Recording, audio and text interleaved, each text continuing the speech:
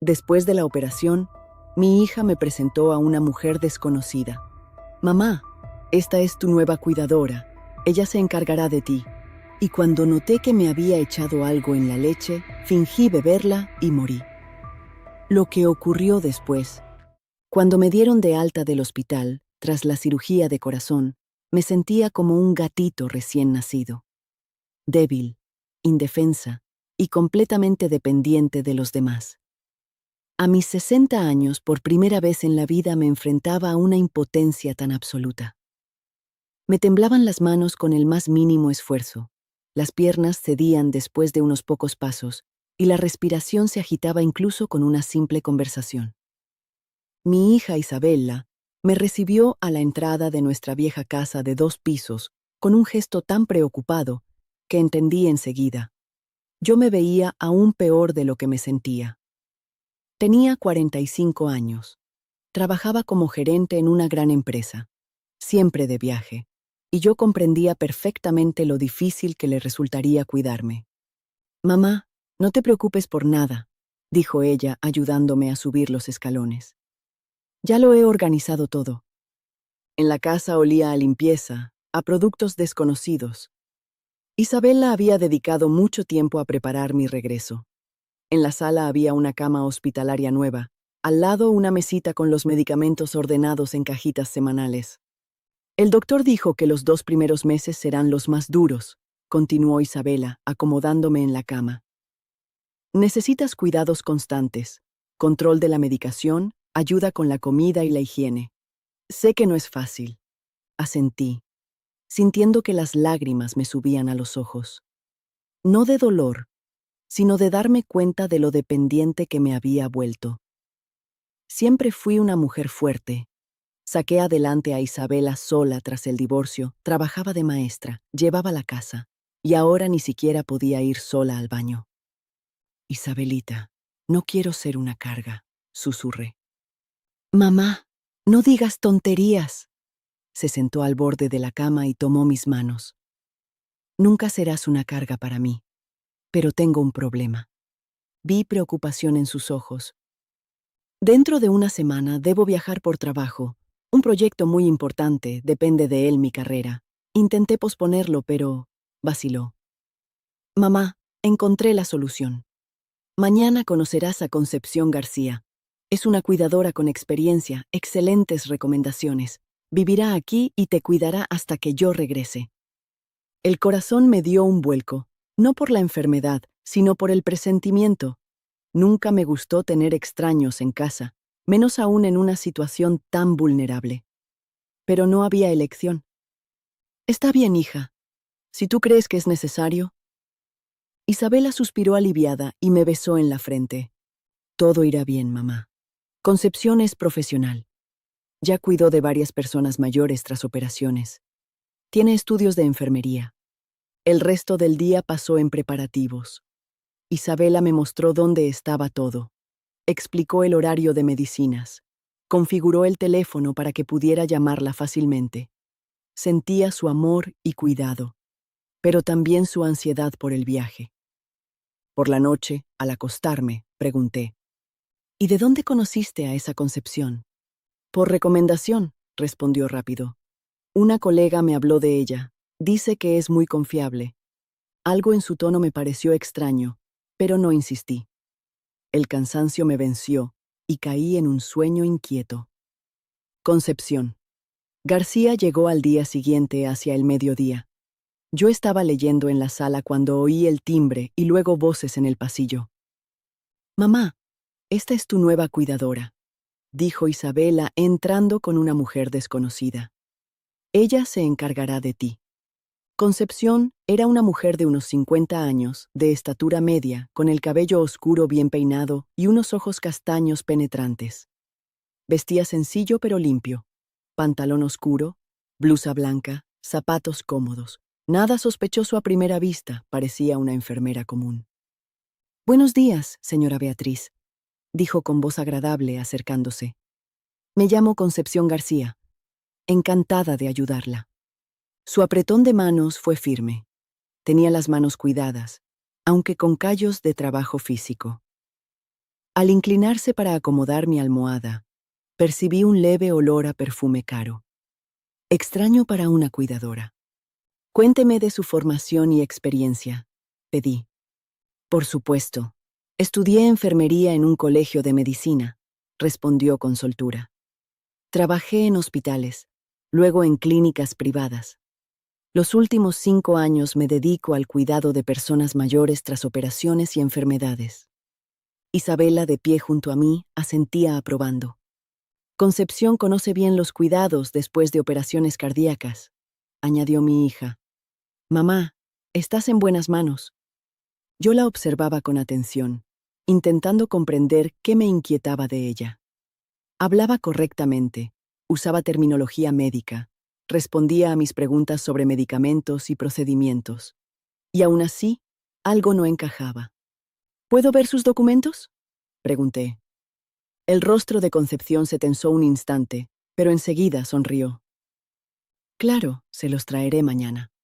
Hoy los dejé en casa, no lo pensé. Isabela miró el reloj con impaciencia. Mamá, tengo que irme al trabajo. Concepción ya conoce tu rutina. Aquí tienes mi número. Se dirigió a la cuidadora. Llámame para cualquier cosa. No se preocupe, señorita Isabela, respondió Concepción con calma. Su madre estará bien cuidada. No la dejaré ni un minuto sola. No sé por qué, pero esas palabras me sonaron siniestras. Después de que Isabela se marchara, Concepción inspeccionó la casa con eficiencia, revisó el botiquín y el horario de medicamentos. Señora Beatriz, dijo, hablemos de la rutina. Desayuno a las 8, medicinas a las 9, luego higiene, almuerzo a la 1, merienda a las 4, cena a las 7, medicinas en la mañana, al mediodía y en la noche. Todo sonaba lógico y profesional. ¿Y dónde dormirá usted?, pregunté. En la habitación de arriba que me mostró su hija. Pero no se preocupe, tengo el sueño ligero. Oiré si necesita algo. El primer día transcurrió con relativa calma. Concepción cocinaba sencillo pero sabroso. Me ayudaba con los medicamentos. Me acompañaba en cortas caminatas por la casa. Era atenta y cortés, aunque mantenía cierta distancia. Por la tarde, cuando me trajo la cena, intenté conversar un poco más. Concepción, cuénteme de sus pacientes anteriores. ¿Cuánto tiempo cuidó de ellos? Depende, respondió colocando la comida. Algunos se recuperaron rápido, otros, más tiempo. ¿Y los que tardaron más en recuperarse? Se detuvo un segundo y luego siguió como si nada. Hay casos distintos. Algunos permanecen postrados. Algunos, titubeó. Algunos no lo superan. En su voz había algo extraño. No tristeza, sino más bien indiferencia. Aquella noche no pude conciliar el sueño durante mucho tiempo. Algo en el comportamiento de Concepción no me dejaba en paz. Tal vez era solo mi susceptibilidad posoperatoria, pero la intuición me decía, aquí hay algo que no está bien. Isabela se fue de viaje de trabajo 3 días después. Antes de irse, dio instrucciones detalladas a Concepción, dejó todos los contactos necesarios y me dijo, Mamá, te llamaré todos los días. Si algo no va bien, dímelo enseguida. En cuanto mi hija salió de casa, el comportamiento de la cuidadora cambió. Se volvió menos ceremoniosa, más dueña del lugar, por así decirlo. Empezó a mover cosas en la casa, supuestamente para facilitar el cuidado. Señora Beatriz, me dijo al segundo día de la partida de Isabela, voy a reorganizar algunas cosas. Sus joyas es mejor guardarlas en la caja fuerte para que no se pierdan. Y esos cuadros solo acumulan polvo, será mejor quitarlos. Intenté oponerme, pero ella insistía. Créame, por experiencia lo sé. En la casa de un enfermo debe haber lo mínimo de objetos. Así es más higiénico y seguro. Poco a poco, mi casa empezó a cambiar. Desaparecieron las fotos familiares de los estantes, los recuerdos queridos, la vajilla de porcelana de mi madre. Concepción lo justificaba como cuidado por mi salud, pero yo me sentía cada vez más incómoda en mi propio hogar, Aún más extraño era su comportamiento durante las llamadas telefónicas de Isabela. Cuando mi hija llamaba, la cuidadora siempre atendía primero. ¿Isabela? Sí, todo bien. Su mamá está estable, come, toma la medicación. ¿Qué? ¿Hablar con ella? Claro, pero ahora mismo está descansando después de los procedimientos. Está muy cansada. Y así cada vez. Yo intentaba varias veces coger el teléfono, pero Concepción lo interceptaba rápidamente, diciendo que debía guardar mis fuerzas. Lo que más me alarmó fue la forma en que empezó a controlar mis medicinas. Antes solo me las entregaba según el horario, pero ahora insistía en que debía tomarlas únicamente en su presencia.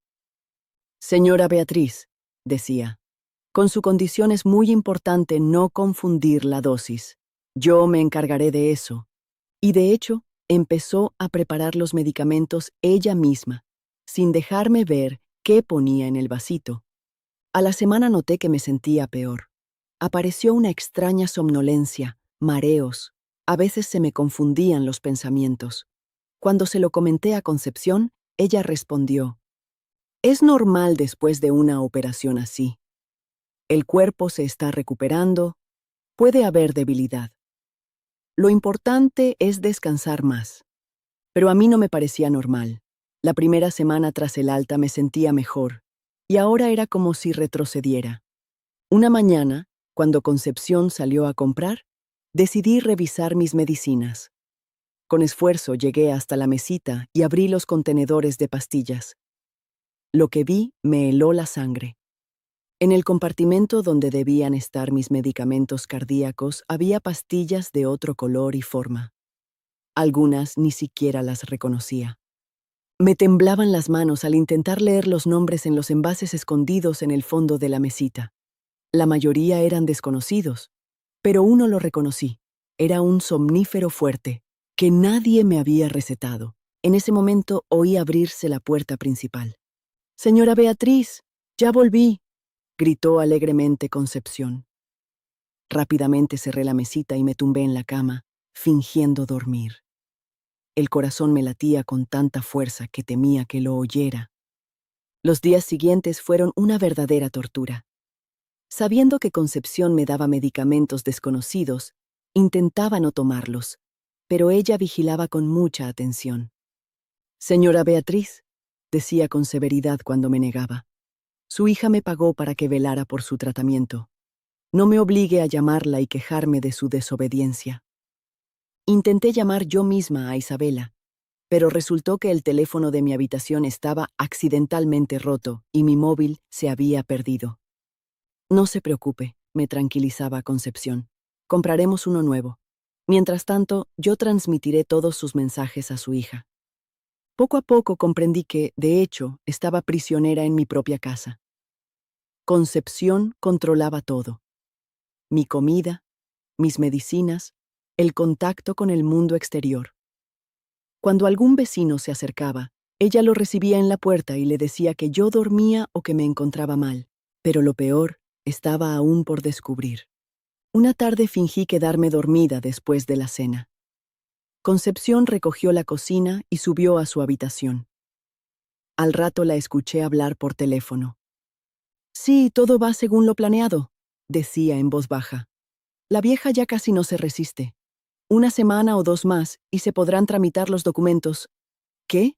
¿La hija vuelve pronto? Entonces hay que acelerar». La sangre se me heló en las venas. «¿Qué documentos? ¿De qué hablaba?» «Sí, la casa es buena, en el centro de la ciudad. Además, las cuentas bancarias, claro, todo se repartirá de manera justa». Con horror comprendí que había caído en manos de estafadores. Concepción no era una cuidadora, sino parte de una banda que se especializaba en apropiarse de los bienes de ancianos. La conversación seguía. «No, no sospecha nada. Vieja, enferma. Las medicinas hacen efecto.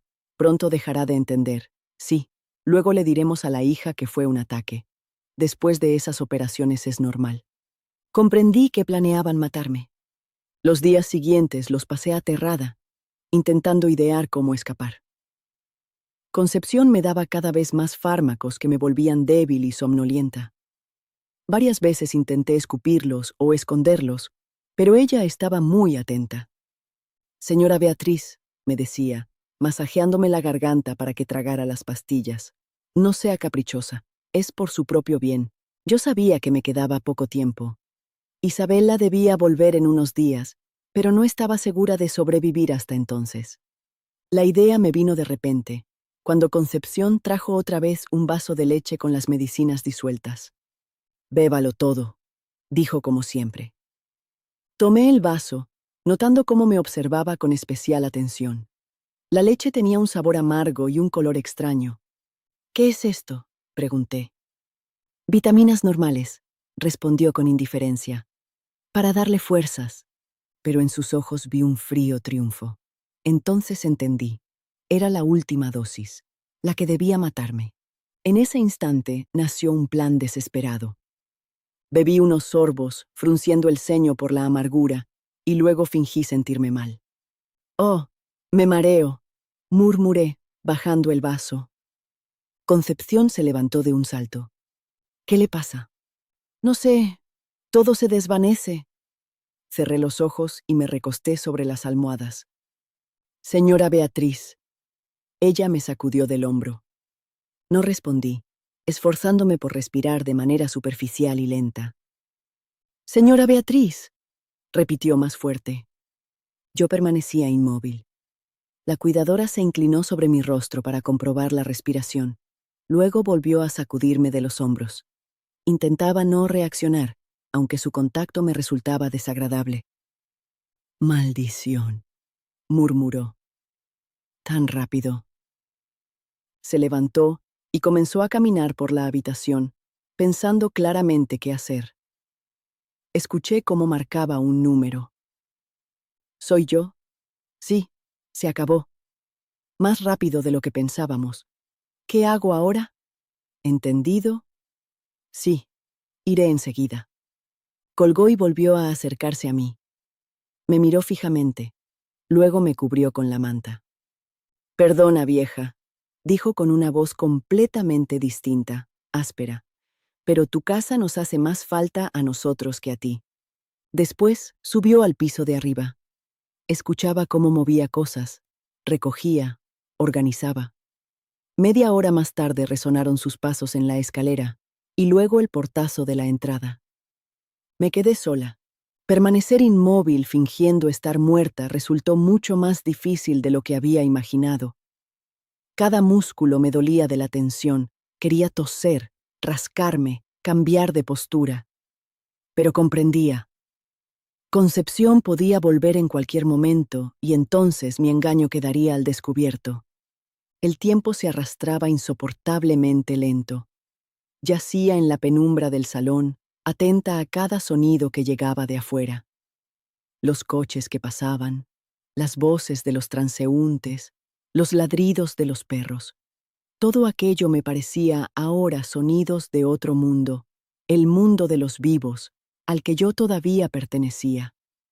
Poco a poco oscureció. La luz mortecina de las farolas se filtraba por las ventanas. Empecé a preocuparme. ¿Y si Concepción no regresaba hasta la mañana? ¿O si no volvía nunca, convencida de que el trabajo estaba hecho? Pero alrededor de las 10 de la noche, oí el familiar sonido de la llave en la cerradura. Mi corazón se aceleró y procuré relajarme aún más, representando la muerte. Concepción no entró sola. Oí los pasos de al menos 2 personas y la voz de un hombre. ¿Estás segura de que todo está limpio? Por supuesto. Los vecinos creen que está muy enferma. Nadie sospechará. La hija vuelve en 3 días. Hay tiempo suficiente. Se acercaron a mi cama. El hombre, de unos 40 años por la voz, se inclinó sobre mi rostro. ¿De veras está muerta? Compruébalo tú mismo, respondió Concepción con irritación. Sentí su aliento cerca y luego unos dedos toscos buscaron el pulso en mi cuello. No era médico, buscaba en el lugar equivocado. Mentalmente agradecí a la suerte por ello. Parece que sí, dijo él. ¿Cuándo hacemos el papeleo? Mañana temprano. Tengo un contacto en la morgue. Todo pasa en silencio. Muerte por insuficiencia cardíaca. Después de una operación así, nadie se extrañará. El certificado de defunción natural lo conseguimos sin problemas. ¿Y la hija? Le diremos que su madre murió mientras dormía. Una muerte natural sucede. Dolor, funeral, trámites de herencia. Y ahí aparecerá el testamento. ¿Ya lo preparaste? Claro. La letra es idéntica. Ni un perito lo distinguiría. La vieja deja la casa a una organización benéfica. A nuestra organización benéfica. Hablaban de mí como de un objeto. Y eso era casi más aterrador que la amenaza de la muerte misma. ¿Qué hacemos con el cuerpo?, preguntó el hombre. De momento nada. Por la mañana llamaré a emergencias. Ellos constatarán la muerte. Todo legal. Pasaron a hablar del reparto de mis bienes. Mi casa debía quedar a nombre de la organización benéfica, que de inmediato la vendería a sus cómplices por una suma simbólica. Las cuentas bancarias pensaban vaciarlas con un poder falso, y las joyas ya estaban fuera. Ojalá la hija no vuelva antes de tiempo, se inquietó el hombre. No volverá. Hablé con ella ayer. Le dije que su madre se sentía bien, que la extrañaba, pero que entendía la importancia de su trabajo. Incluso le pedí que no se preocupara y se concentrara en sus asuntos. Al oírlo comprendía la trampa tan elaborada que habían tendido. Isabela no sospechaba nada, y cuando regresara, ya sería tarde. La conversación se prolongó media hora más. Hablaron de los funerales, del reparto de la herencia, incluso planearon cómo consolar a la hija destrozada por el dolor. El cinismo de esa gente no tenía límites. Finalmente, se dispusieron a irse. Me quedaré aquí esta noche, dijo Concepción. Mañana llamaré a los médicos. Ten cuidado, si algo sale mal, nada saldrá mal. No es la primera vez. El hombre se marchó y Concepción subió a su habitación. Escuchaba cómo se movía arriba, hacía cosas, hablaba por teléfono. Ahora debía resistir hasta la mañana y después, aún no sabía qué haría, pero tenía claro que debía comunicarme de algún modo con Isabela o con la policía. Las horas más largas de mi vida. Permanecer inmóvil toda la noche, con cada músculo entumecido, con ganas de ir al baño, con la garganta seca, era una auténtica tortura. Pero el miedo a la muerte era más fuerte que la incomodidad física. Varias veces Concepción bajó. Escuchaba sus pasos, cómo se acercaba a mi cama, comprobaba mi cadáver. En esos momentos procuraba respirar lo más superficial y lentamente posible, relajando todos los músculos del rostro. Alrededor de las 3 de la mañana permaneció mucho rato a mi lado. Sentía su mirada sobre mí y temía que descubriera el movimiento de mis párpados o del pecho. Pero, al parecer, se convenció de mi muerte y se fue. Al amanecer casi me quedo dormida de agotamiento, pero reaccioné a tiempo. No podía bajar la guardia. A las 7 de la mañana Concepción bajó ya vestida. Se acercó de nuevo a mí, me observó atentamente y luego tomó el teléfono. ¿Emergencias?, dijo con voz llena de angustia. Necesito ayuda. La mujer a la que cuido, creo que ha muerto. Sí, había sido operada del corazón. No, anoche estaba bien, y esta mañana la encontré así. Dirección, calle Libertad, número 15. Interpretaba a la cuidadora afligida de manera impecable. Si no conociera la verdad, habría creído en sus lágrimas. Tras llamar a emergencias, hizo otras llamadas, a la morgue, a alguno de sus cómplices. Todo va según lo planeado, susurraba. En una hora vendrán, certificarán la muerte y luego la llevarán a la morgue. El plan era desesperado, pero no tenía otra salida. Esperé a que Concepción se alejara de la cama y se pusiera a hacer algo en la cocina. Luego abrí los ojos muy despacio. Mi bolso estaba en la mesita de al lado. Dentro tenía el móvil que había escondido de la cuidadora unos días antes. Con movimientos lentos, Procurando no hacer el menor ruido, alcancé el bolso. Mis dedos encontraron el teléfono. Gracias a Dios, la batería no estaba descargada. Marqué el número de emergencias. ¿Policía?, susurré apenas audible. Ayuda, me quieren matar. Dirección calle Libertad, 15. Una mujer, la cuidadora, estafadores. No estaba segura de que me hubieran entendido, pero alcancé a decir la dirección antes de oír los pasos de Concepción. Guardé el teléfono a toda prisa en el bolso y volví a quedarme rígida en la pose de una difunta. La ambulancia ya viene, decía Concepción, al parecer llamando a alguien. Media hora más y todo habrá terminado. Esa media hora me pareció una eternidad. Rezaba para que la policía llegara antes que los médicos, para que mi susurro por teléfono hubiera sido escuchado y comprendido. Por fin oí sirenas. ¿Pero de qué? ¿De la ambulancia o de la policía? Llamaron a la puerta. Concepción fue a abrir y escuché su voz sorprendida. Buenos días. ¿Quiénes son ustedes? Policía. Hemos recibido un aviso de un posible delito en esta dirección. Mi corazón dio un brinco de alegría. Habían llegado. ¿Qué delito?, preguntó Concepción, desconcertada. Aquí no hay ningún delito. Se me ha muerto una anciana. ¿Podemos pasar? Oí los pasos de varias personas. La voz de un agente. ¿Dónde está la fallecida? Aquí. Concepción los condujo hasta mi cama. La pobre señora Beatriz. Anoche se encontraba bien, y esta mañana. El policía se inclinó sobre mi rostro, y entonces me atreví al paso más arriesgado de mi vida. Abrí los ojos. Buenos días, murmuré. Esta mujer intentó envenenarme. El grito de Concepción se oyó seguramente en toda la calle. Lo que ocurrió después parecía una escena de película policíaca. Concepción primero trató de convencer a todos de que yo tenía alucinaciones por los medicamentos, que era una vieja enferma que no sabía lo que decía. Oficial, decía con voz temblorosa, no le haga caso. Está recién operada y toma fármacos fuertes. A veces sufre episodios de delirio. Pero los policías eran gente experimentada. Uno de ellos, el sargento Medina, como se presentó, escuchó con atención mi relato. ¿Dónde están los medicamentos que le daba a la enferma?, le preguntó a Concepción. Son fármacos cardíacos habituales, recetados por el médico. Muéstrenos las recetas. Concepción empezó a revolver nerviosa en su bolso, pero, claro, no tenía ninguna receta.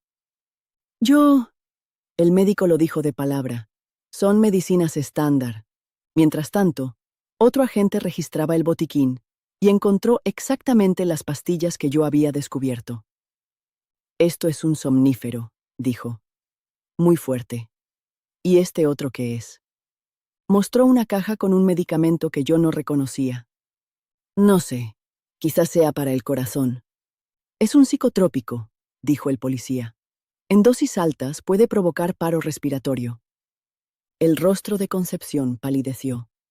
¿Podemos ver sus documentos?, pidió el sargento Medina. Sus documentos resultaron ser falsos. Cuando los agentes contactaron con el Colegio de Medicina, se supo que allí nunca había estudiado ninguna García Concepción. Y ahora cuéntenos sobre su organización benéfica, continuó el interrogatorio el sargento. No sé de qué me hablan. Anoche lo oímos todo, dije yo. Lo del testamento, el reparto de bienes y lo de la morgue. Concepción entendió que el juego había terminado. Se dejó caer en un sillón y rompió a llorar, esta vez con lágrimas de verdad. No fue idea mía. Me obligaron, estaba endeudada y me ofrecieron ganar dinero fácil. Poco a poco, toda la verdad salió a la luz. Resultó que la banda criminal se especializaba en robar a ancianos después de operaciones. Localizaban a las víctimas a través de conocidos en los hospitales, ofrecían los servicios de cuidadoras con experiencia y luego se apoderaban de sus bienes. Tenían varios métodos de trabajo. A veces simplemente robaban y desaparecían. Otras veces obligaban a redactar testamentos a favor de testaferros, y en los casos más rentables, mataban. ¿A cuántas personas han matado así?, preguntó el sargento Medina. Concepción guardó silencio, pero su cara delataba que habían sido varias. Los policías contactaron con Isabela directamente en el hotel donde estaba por trabajo. Mi hija quedó en shock al oírlo. «¡Mamá! ¡Dios mío, mamá!», gritaba al teléfono. «Vuelvo ahora mismo. ¿Cómo estás? ¿Qué te hicieron?». La tranquilicé como pude. «Isabelita, estoy bien, estoy viva. La policía lo ha aclarado todo». «Pero, ¿de dónde salió esa cuidadora?». «Yo la encontré por recomendación». «¿Qué recomendación?». «Me llamó una mujer. Dijo que había oído por conocidos que necesitaba cuidadora para mi madre. Ofreció a Concepción y contó lo experimentada que era. Ahora quedó claro cómo funcionaba el esquema. Los delincuentes se enteraban de los pacientes tras las operaciones y ellos mismos ofrecían cuidadoras. Las familias, bajo estrés, rara vez comprobaban a fondo las referencias. «Señora Isabela», dijo el sargento Medina tomando el teléfono, «hemos detenido a todo el grupo. Su madre fue muy valiente y nos ayudó a atraparlos». Isabela lloraba al otro lado. «Mamá, perdóname. Debí comprobarlo. Tenía tanta prisa». «Hija, no te culpes. Lo importante es que todo terminó bien». Isabela voló esa misma tarde. Al verme viva y relativamente bien, lloró aún más. «Mamá, cuando pensé que podía haberte perdido, y por mi descuido, Isabelita, basta, todo está bien». Pero en realidad no todo estaba bien. Varias semanas de envenenamiento con fármacos desconocidos habían dañado seriamente mi salud. Los médicos dijeron que, de haber continuado unos días más, las consecuencias podrían haber sido irreversibles. Además, se supo que los delincuentes habían logrado sacar de casa muchos objetos de valor. Algunos se recuperaron en los registros de los allanamientos, pero mucho se perdió para siempre. Lo más terrible fue saber que no había sido su primera víctima. Durante la investigación salió a la luz que en los últimos 3 años el grupo había trabajado con 12 ancianos. A 4 de ellos los mataron. «¿Cómo se atrevieron a hacerlo?», preguntó el investigador a Concepción durante uno de los interrogatorios en los que yo estuve presente como víctima. «Al principio eran solo robos», respondió. «Luego un anciano empezó a chantajearnos, amenazó con la policía. Hubo que... y después fue más fácil. Más fácil. Matar a personas indefensas se les volvió más fácil. El juicio duró varios meses. Tuve que declarar, participar en diligencias, reunirme con abogados. Fue duro para mi salud, pero entendía que era necesario para que se hiciera justicia». Concepción y sus cómplices comparecieron ante el tribunal acusados de estafa agravada, homicidio, tentativa de homicidio y pertenencia a organización criminal. En el juicio salieron a la luz detalles espeluznantes de su actividad. Actuaban con frialdad y cinismo, eligiendo a sus víctimas entre los más desprotegidos. Ancianos recién operados que no podían defenderse. Uno de los cómplices, un hombre llamado Rafael Vargas, el que había venido aquella noche, declaró en el juicio: «Buscábamos específicamente a personas operadas del corazón. Son débiles, dependientes. Los familiares a menudo viven lejos o están muy ocupados. Víctimas ideales». «¿Y cómo encontraban a esas personas?», preguntó el fiscal. «Teníamos contactos en los hospitales, enfermeras, camilleros. Por un pequeño pago informaban de quién recibía el alta, su situación familiar y si tenía bienes de valor. Resultó que su red era mucho más amplia de lo que pensábamos. Incluía no solo a los ejecutores directos, sino también a gente en centros médicos, registros civiles e incluso notarías». Cuando Concepción declaró, la observé con atención. La mujer que un mes antes había intentado matarme ahora parecía rota y miserable. «Acusada García», dijo el juez, «explique al tribunal los motivos de sus actos». Yo Necesitaba dinero, susurró ella. Mi hijo es drogadicto. Me pedía dinero todo el tiempo. Perdí el trabajo en el hospital por falta de medicamentos. Ellos me ofrecieron una manera fácil de ganar. ¿Y usted consideraba que asesinar ancianos era una manera fácil de ganar dinero? Yo no quería matar, gritó ella. Al principio solo robábamos, engañábamos, pero después... ¿Después qué? Después dijeron que era la única forma de evitar que nos descubrieran, que si los viejos seguían vivos podían denunciarnos. El juicio fue severo. Concepción recibió 15 años de prisión de alta seguridad. Vargas, 18. Y el organizador del grupo, 20. Varios cómplices tuvieron condenas menores. Después del juicio comenzó una nueva vida.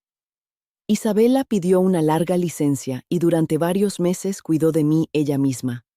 Hablamos mucho, recordamos buenos tiempos, planeamos el futuro. Mamá, me dijo un día, nunca más te dejaré con extraños.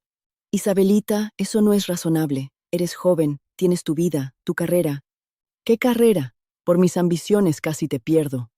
Me costó mucho convencerla de que no debía arruinar su vida por culpa de la culpa. Poco a poco, mi salud se recuperó. Los venenos con los que me había intoxicado Concepción salieron de mi organismo. Volví a caminar sola, a valerme por mí misma. Incluso empecé a ir al teatro y a reunirme con amigas. Pero lo más importante, entendí lo valiosa que es la vida. Aquellos días en que yacía fingiendo estar muerta, me enseñaron a valorar cada momento, cada respiro, cada oportunidad de ver el sol y hablar con las personas que amo. 6 meses después del juicio, se acercó a mí el detective que había llevado nuestro caso. Señora Beatriz, me dijo, sabemos de otros grupos similares. Usan los mismos métodos. ¿Aceptaría usted ayudarnos a desenmascararlos? Al principio tuve miedo. No quería revivir aquel horror ni siquiera en recuerdos. ¿Qué se requiere de mí? Contar su historia. Advertir a otros ancianos y a sus familias sobre estos estafadores. Aparecer en televisión, en los periódicos. Pensé en aquellas 4 personas que los cómplices de Concepción habían asesinado. ¿En cuántas más podrían ser víctimas si nadie detenía a esos criminales? De acuerdo, dije. Acepto. Así empezó mi nueva misión. Aparecí en televisión, di entrevistas a periodistas, me reuní con familiares de ancianos, contaba mi historia, explicaba en qué debían fijarse, cómo verificar a cuidadoras y enfermeros. Mi relato tuvo un gran eco. Muchas personas se reconocieron en mis palabras, las mismas llamadas casuales, ofreciendo servicios, las mismas cuidadoras experimentadas, sin documentos, los mismos intentos de aislar al anciano de su familia. Hoy, cuando han pasado ya 2 años desde aquellos terribles sucesos, considero mi deber advertir a todos los que puedan enfrentarse a una situación similar. Señales de alarma a tener en cuenta. La cuidadora o enfermero intenta aislar al paciente de sus familiares, controla las llamadas, no permite quedarse a solas con los seres queridos. Muestra demasiado interés por la situación económica de la familia. Hace preguntas sobre cuentas bancarias, propiedades, objetos de valor. Empieza a reorganizar la casa, sacar cosas con el pretexto de la comodidad o la higiene. Administra medicamentos sin mostrar los envases. No permite al paciente tomarlos por sí mismo. No tiene documentos de estudios, cartas de recomendación de anteriores empleadores, o estos resultan dudosos. Pero lo más importante es siempre confiar en la intuición. Si algo parece extraño, si el comportamiento de la cuidadora genera sospechas, es mejor prevenir y buscar a otra persona. A los familiares de ancianos les aconsejo: revisen cuidadosamente a todos los que ofrecen servicios de cuidado. Exijan documentos, recomendaciones, contacten con empleadores anteriores. No confíen en llamadas casuales ofreciendo ayuda. Los estafadores buscan familias en situaciones de vulnerabilidad. Mantengan siempre un canal de comunicación directa con el anciano. Si la cuidadora lo impide, es muy mala señal. Visítenlo con regularidad, hablen con los vecinos, controlen la situación. Ante la mínima sospecha, acudan a la policía. Mejor una falsa alarma que una tragedia. Mi historia terminó bien solo gracias a una feliz coincidencia y tal vez a un ángel de la guarda. A muchos otros ancianos no les fue tan bien. En estos 2 años, gracias a nuestro trabajo con la policía, logramos desmantelar 3 grupos criminales más que operaban con el mismo método.